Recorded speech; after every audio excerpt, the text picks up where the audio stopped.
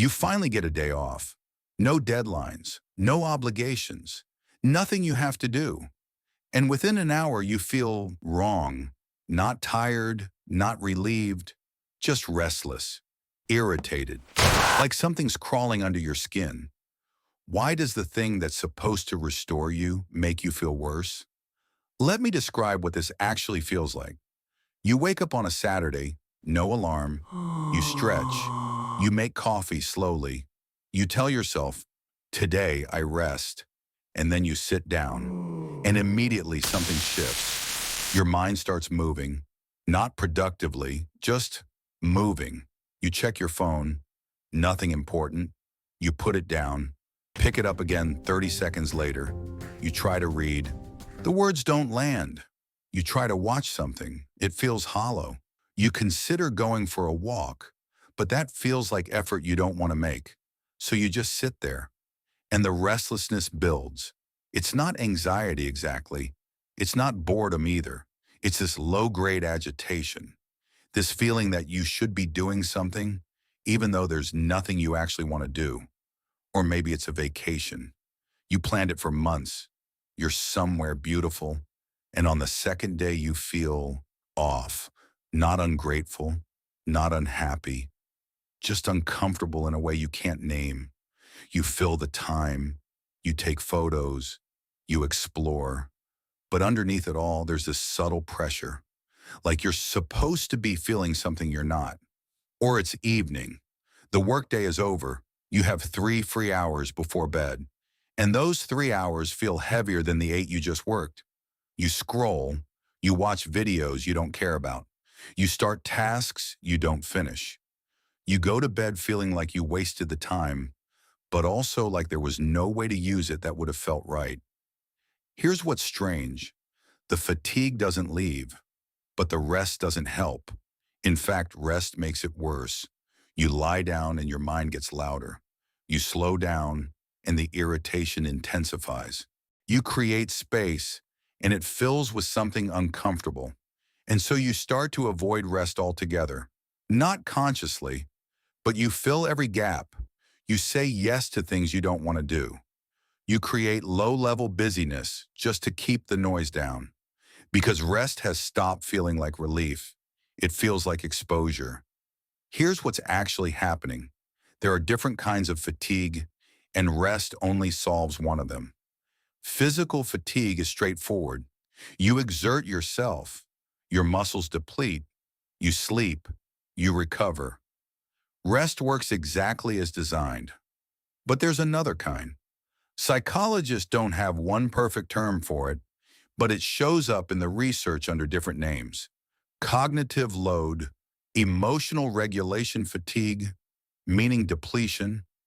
I'll call it psychological fatigue. And here's the critical distinction. Psychological fatigue doesn't come from doing too much. It comes from sustained self-regulation, from ongoing adaptation to roles that don't quite fit, from chronic low-level suppression of what you actually feel or want or think. It's the tiredness that comes from being slightly misaligned. All day, every day. And rest doesn't fix that. Rest exposes it. Because when you're busy, you have a structure. You have external demands pulling your attention outward. You have tasks that organize your mind. And in that structure, the misalignment stays quiet. But when you rest, the structure disappears. The demands stop.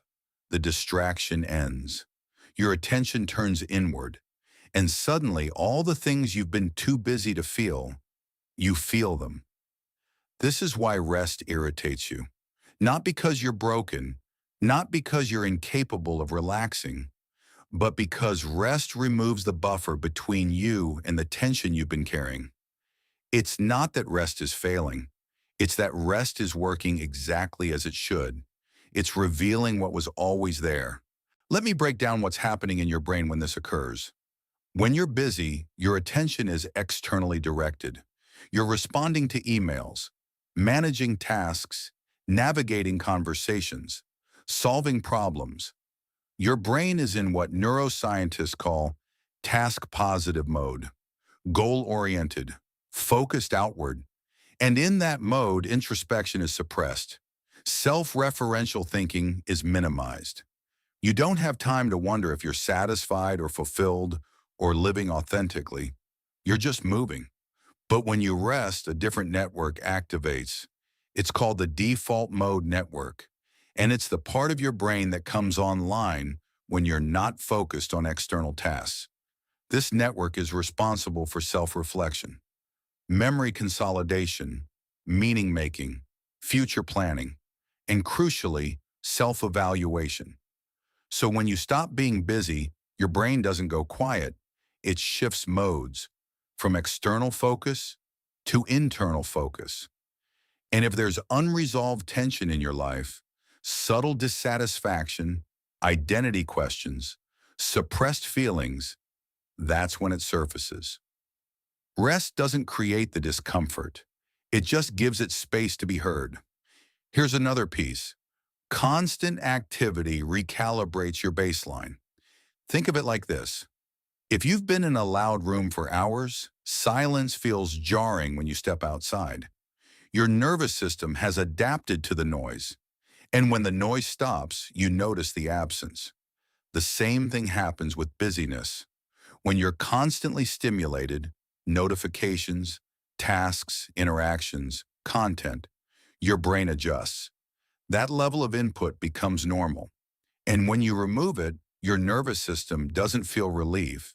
It feels withdrawal, like a muscle that's been clenched for hours. When you finally relax it, it doesn't feel good immediately. It aches, it trembles, it has to recalibrate. Rest after prolonged stimulation feels uncomfortable because your system is adjusting to a lower baseline. And that adjustment takes time. It's not instant. So the irritation you feel in the first hour, the first day, even the first few days of rest, that's not rest failing. That's recalibration. Your nervous system is learning to exist without constant input, and that process is inherently uncomfortable. Now, the deepest layer, distraction is a remarkably effective emotional regulator. When you're busy, you don't have to sit with doubt. You don't have to confront questions like, am I doing what I actually want? Do I feel connected to my life? Is this sustainable? Those questions require space, and busyness eliminates space. But when you rest, the distraction disappears, and the questions don't. Suddenly, you're alone with yourself, with the quiet dissatisfaction you've been outrunning, with the vague sense that something isn't quite right, even though you can't name what it is, and your brain doesn't know what to do with that. So it creates irritation, restlessness, the urge to fill the space again. Not because rest is the problem, but because rest is removing the solution you've been using to avoid the problem. Here's the shift. Rest is not creating your discomfort. It is revealing it. And once you understand that, everything changes. Let me give you one simple framework to hold all of this together. Rest restores the body, but it reveals the mind. If rest irritates you, the issue is not that you're bad at resting. It's that there's unresolved tension beneath the surface. And rest is the first time you've been still enough to notice it. The irritation is diagnostic. It's information. It's your system telling you something here needs attention, not fixing, not optimizing, just attention. Maybe it's a role you've outgrown. Maybe it's a relationship that's misaligned. Maybe it's a part of yourself you've been suppressing because it didn't fit the life you built. Rest doesn't tell you what it is. It just tells you it's there. And the more you avoid rest, the longer that tension stays buried. But the more you allow rest, even uncomfortable rest, the more clearly the signal comes through. This is why people often have breakthroughs on vacation. Why insight happens in the shower, on walks, in moments of stillness. Not because those moments are magical, but because they're the only times the noise is low enough to hear what's been there all along. So if rest feels irritating right now, you're not doing it wrong. You're just encountering what rest is designed to do. It's not meant to be comfortable immediately. It's meant to create space.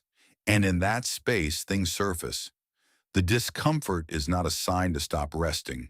It's a sign that rest is working.